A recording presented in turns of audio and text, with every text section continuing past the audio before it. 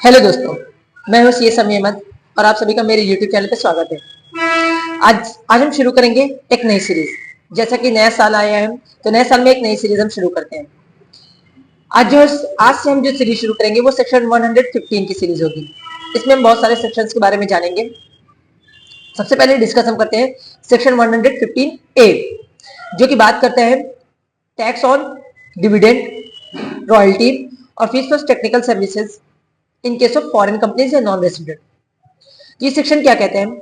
ये सेक्शन का सबसेक्शन 1 कहता है, इसमें बताया गया सबसेक्शन 1 में कौन कौन सी इनकम है और कौन कौन से एसएससी है जिनके ऊपर ये सेक्शन एप्लीकेबल होगा। ये सेक्शन सबसे पहले एप्लीकेबल होगा नॉन रेसिडेंट, जो कि कंपनी नहीं है, और फॉरेन कंपनी, इन दो एसएससी पे ये सेक्शन एप्लीकेबल होगा। इनकम क्या है?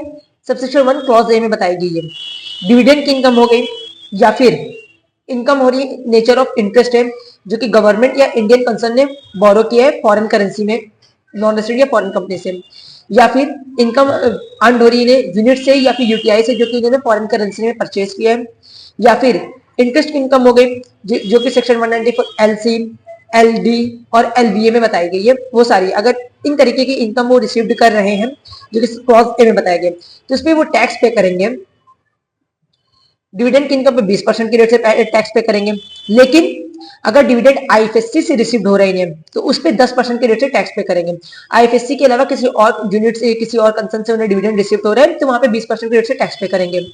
इंटरेस्ट जो कि मनी बोरो किया है इंडियन कंसर्न या गवर्नमेंट ने फॉरेन करेंसी में, तो उस पर भी टैक्स वो पे करेंगे 20% के रेट से, अगर उससे उन्हें कोई इंटरेस्ट इनकम रिसीव्ड हो रही है। या फिर यूनिट से या यूटीआई जो उन्होंने परचेज किया उससे कोई इनकम रिसीव हो रही है, उस पर भी 20% के रेट से टैक्स पे करेंगे।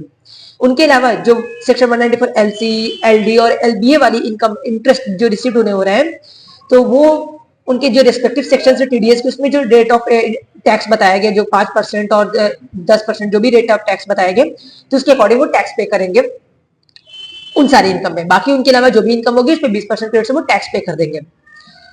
अब इसमें क्लॉज भी कहते हैं, जैसे कि हमने सेक्शन का नाम था रॉयल्टी, डिविडेंड और फीस फॉर टेक्निकल सर्विसेज, तो हमने डिविडेंड और इंटरेस्ट वाली इनकम के बारे में टैक्स जान लिया। क्लॉज ए में क्लॉज भी कहते हैं हमारे रॉयल्टी और फीस फॉर टेक्निकल सर्विसेज, यानी कि नॉन रेसिडेंट जो कि कंपनी नहीं है, फॉरेन कंपनी, अगर उन्हें रॉयल्टी या टेक्निकल सर्विसेज प्रोवाइड करे पे कोई फीस मिल रही है गवर्नमेंट से या इंडियन कंसर्न से, तो उसमें वो जो टैक्स पे करेंगे वो 20% की रेट से टैक्स पे करेंगे। रॉयल्टी हो या टेक्निकल सर्विसेज की फीस हो, उस पर 20% की रेट से टैक्स पे करेंगे। क्लॉज और क्लॉज बी में जो भी इनकम बताएगी, उनके अलावा अगर इनकी कोई भी और इनकम होती है तो उस इनकम पे वो अदर जो प्रोविजन एप्लीकेबल होगा इनकम टैक्स का, उसके अकॉर्डिंग वो टैक्स पे करेंगे, लेकिन इन इनकम पे वो जो रेट ऑफ टैक्स बताया गया इस सेक्शन में उसी के अकॉर्डिंग वो टैक्स पे करेंगे। कुछ और बातें सेक्शन 115A में बताई गई हैं, जैसे कि जो एसएससी है, नॉन रेजिडेंट या फॉरेन कंपनी है, उनकी जो टोटल इनकम है उस टोटल इनकम में सिर्फ क्लॉज ए में जो इनकम बताएगी डिविडेंड की, इंटरेस्ट की या यूनिट्स की जो इनकम है, सिर्फ वही इनकम पार्ट हो रही है उनकी ग्रॉस टोटल इनकम की, यानी कि उस इनकम के अलावा उनको कोई और इनकम वो अर्न नहीं कर रहे इंडिया से, तो उन्हें चैप्टर 6A का कोई भी डिडक्शन नहीं दिया जाएगा, नहीं अलाउड किया जाएगा। यानी अगर आपकी ग्रॉस टोटल इनकम में सिर्फ क्लॉज ए की इनकम आपके पास है और आप नॉन रेजिडेंट है, तो आप चैप्टर 6A का कोई भी डिडक्शन क्लेम नहीं कर सकते। लेकिन आपकी ग्रॉस टोटल इनकम में अदर इनकम भी है और उसके साथ क्लॉज ए की भी कोई इनकम आपकी ग्रॉस टोटल इनकम का पार्ट बन रही है, तो यहां पर आपको चैप्टर 6A का डिडक्शन अलाउड किया जाएगा। कितना अलाउड किया जाएगा? इतना मतलब पहले आपकी ग्रॉस टोटल इनकम से जो इनकम क्लॉज ए की है उसको रिड्यूस कर दिया जाएगा, उसके बाद जो आपकी ग्रॉस टोटल इनकम बचेगी उसमें आपको चैप्टर 6A का डिडक्शन दिया जाएगा, ये एज्यूम करते हुए कि वही इनकम आपकी टोटल ग्रॉस टोटल इनकम है। उस क्लॉज ए वाली इनकम को रिड्यूस करने के बाद तभी उस इनकम पे आपको चैप्टर 6A का डिडक्शन दिया जाएगा, यानी कि चैप्टर 6A का डिडक्शन आपको क्लॉज ए की इनकम पे बिल्कुल भी नहीं मिलेगा, पूरा डिसअलाउड है। हाँ, क्लॉज बी की इनकम अगर आपकी होगी तो उस पर दिया जाएगा, क्योंकि उसके बारे में कोई भी डिटेल्स नहीं बताई गई है कि उस पर डिडक्शन नहीं है, उस पर आप डिडक्शन क्लेम कर सकते हैं। एक और बात बहुत इंपॉर्टेंट है, जो भी नॉन रेजिडेंट या फॉरेन कंपनी है उन्हें सेक्शन 139 सबसेक्शन 1 के अंदर अपना इनकम टैक्स रिटर्न फर्निश करने की कोई भी जरूरत नहीं है, सेक्शन 115A में ये बताया गया है। लेकिन कब नहीं है, कब वो फर्निश नहीं करेंगे? दो कंडीशन है, ये दो कंडीशन फुलफिल हो गई तो आपको सेक्शन 139 सबसेक्शन 1 के अंदर इनकम टैक्स रिटर्न भरने की कोई भी जरूरत नहीं है। पहली, आपकी जो टोटल इनकम है उसमें क्लॉज ए और क्लॉज बी में जो इनकम बताई गई है, डिविडेंड की, रॉयल्टी की, टेक्निकल सर्विसेज की, इंटरेस्ट की इनकम, अगर सिर्फ यही इनकम आपकी टोटल इनकम का पार्ट कर रही है, यानी इसके अलावा आपको कोई भी और इनकम अर्न आप नहीं कर रहे हैं, तो एंड इसके साथ एंड यानी दूसरी कंडीशन